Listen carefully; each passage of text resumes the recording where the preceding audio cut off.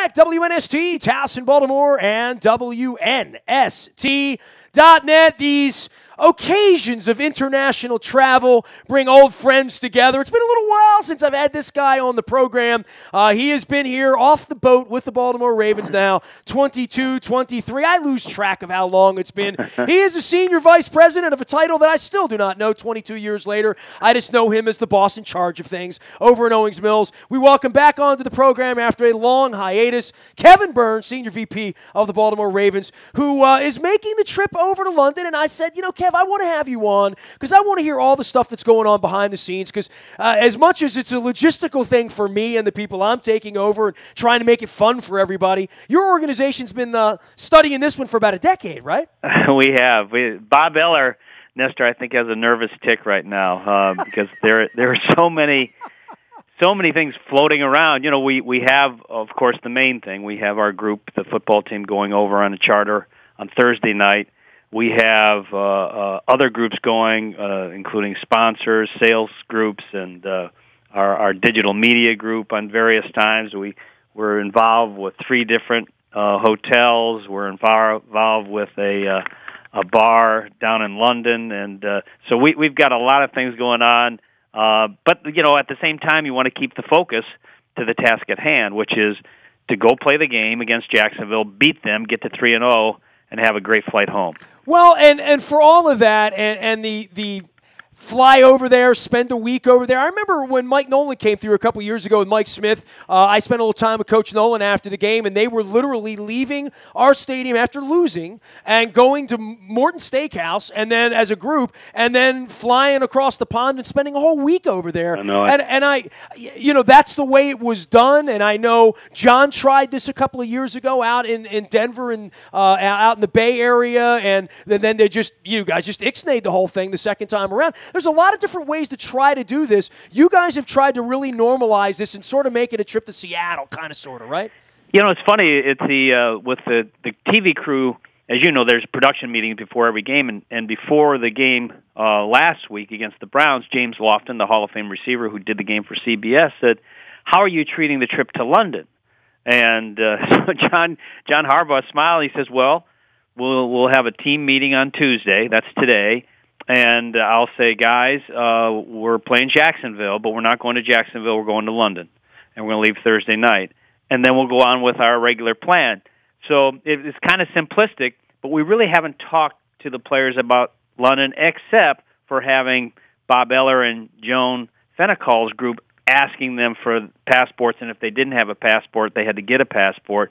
So that's their only touch of planning for the players so far. So it's a lot of detail, it's a lot of work, but our hope is to keep it as normal and routine as possible while traveling across a 5-hour time zone. Well, this really is a benefit to the Ravens, having had everyone else pretty much go first, right? Like there's a wealth of studies, and coaches are all buddies, and everybody knows everybody, and they say, "How did you do it? What did you find to be good, bad, or indifferent?" Hey, you know, Kevin, last year I was out with Jack Del Rio when we swabbed the Raiders, and we had Austin Howard out last week. He was one of the guys in the room, and I sat in the first ever meeting that I've ever sat in for a team. I watched them watch film. I saw him hand out T-shirts for good plays, all that stuff. But it was the week they were preparing for Mexico City. You know, and literally there was a whole different level of, guys, don't drink the water. You know what I mean? Like, there's a whole different thing going on in Mexico City than there is for London. But for every person, it is very personal. I mean,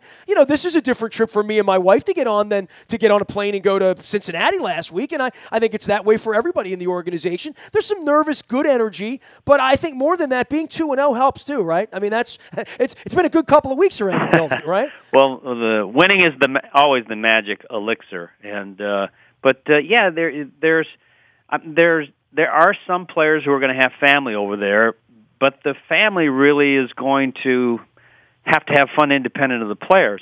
First, we're staying at a hotel. We're taking over a hotel completely and a hotel next to it, and we're out near Heathrow Airport, which is not near downtown London. So we will go to downtown London twice. We will go down there Saturday to have a 1-hour practice at Wembley Stadium, get a sense of the where the locker rooms are, what's the lighting like, what type of shoes we should be wearing.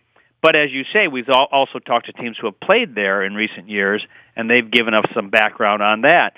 And then we'll go back on Sunday with for the game, which is going to be 9:30 Eastern time.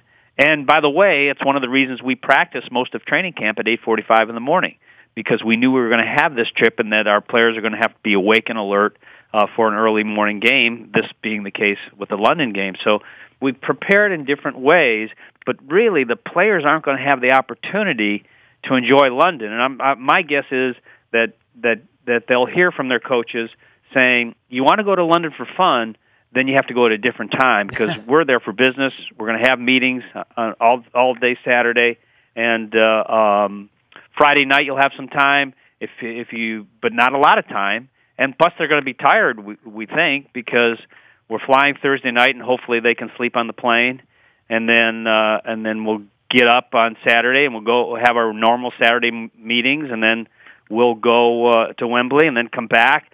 They have meetings Saturday evening, and so they can't get to London then, and then we go play the game from the stadium.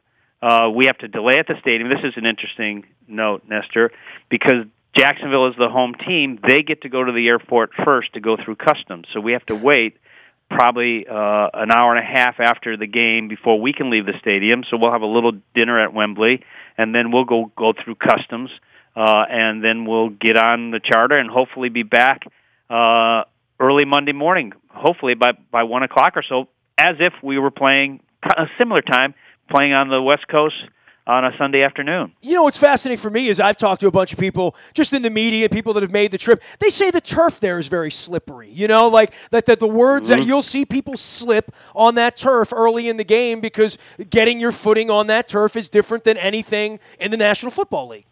Exactly, and so as you know, here at our facility, we have 3 different types of turfs that we can practice on, because those are the 3 different types in the NFL. So we don't have players slip very often. If you do, the coaches are going to come down on you, because we got a chance to practice on the turf at our facility.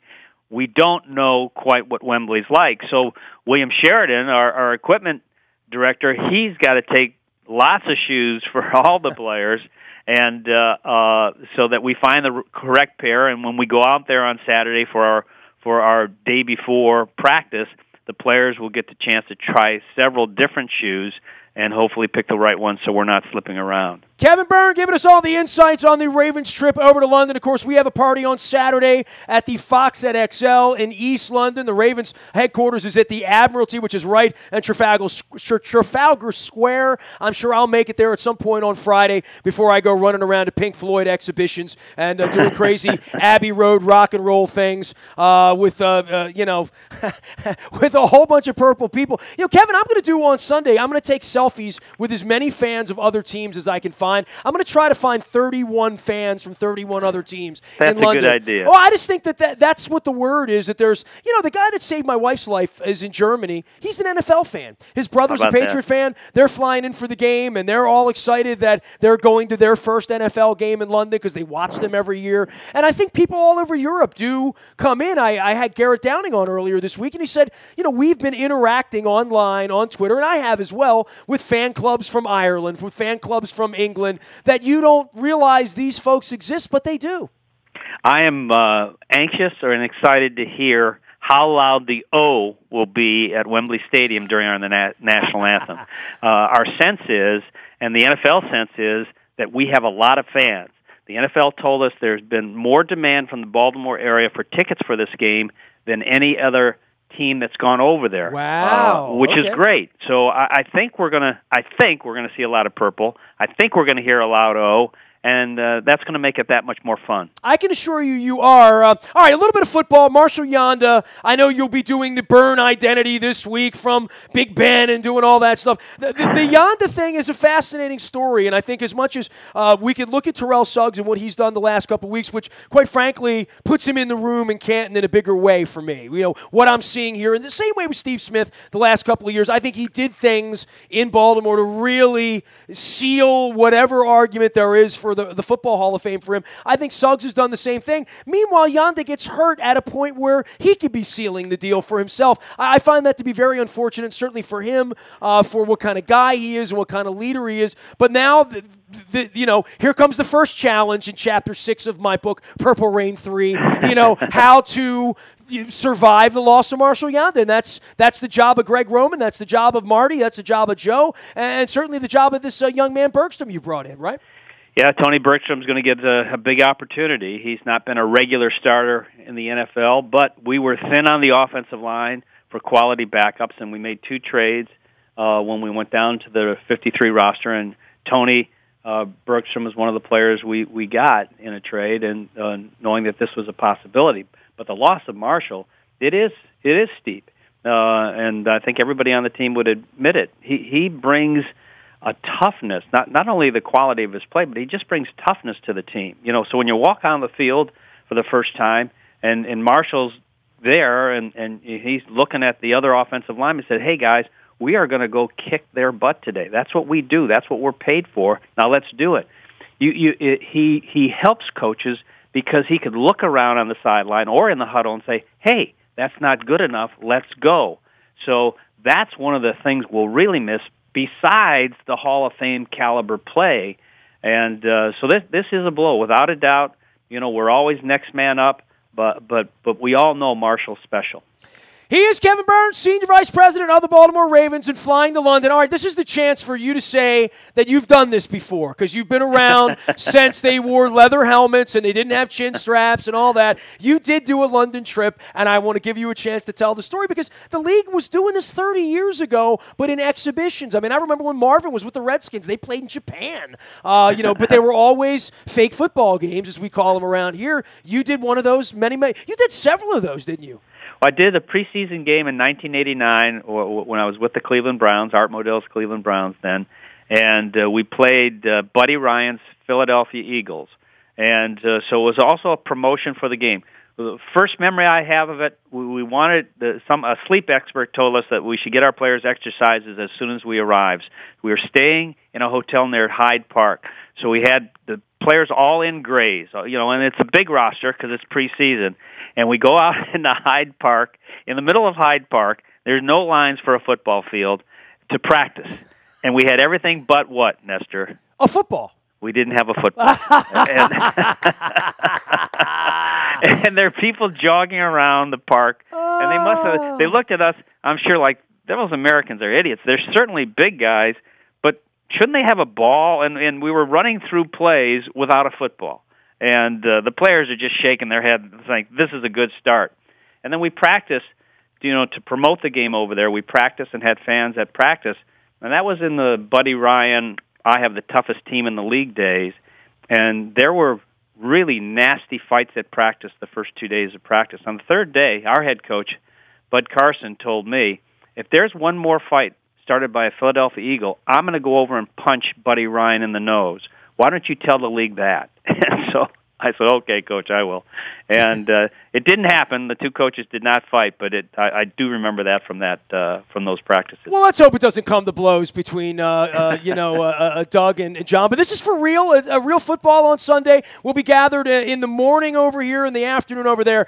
Kevin Byrne making the flight over. Hey, hydrate, and enjoy yourself. Tell everybody try to have a little bit of fun over there. We're certainly going to have some fun on our end, and it's a lot more fun when you fly back 3-0, though, right? Oh gosh, it's a long flight to come home at 2-1.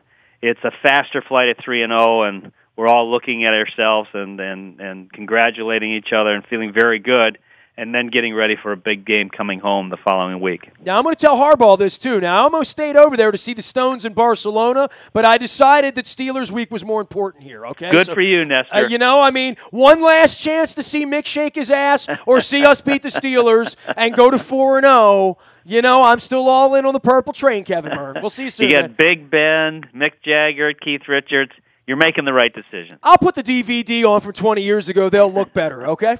All right. See you soon. There he goes, Kevin Burns, Senior Vice President of the Baltimore Ravens. He's heading over to London. I'm going to get a little logistics, and I put Kevin on once or twice a year just to make sure everybody knows that we're still, convivial around here. You can find me out in the Buy a Toyota Audio Vault 24 hours a day from anywhere in the world on your mobile device by downloading the TuneIn Radio app. We do come in crystal clear from anywhere in the world that you are. Don't forget, Saturday our party starts at 11 a.m. We're in East London at the Fox at XL Pub. All the details up at WNST.net. We are taking the cable car over the River Thames to the O2 Arena, doing a little purple march to emulate our New Orleans hijinks. Come on out. Be a part of it on Saturday. We'd love to see you. It's all free and easy. Just bring your credit card. You're going to need that everywhere you go in London.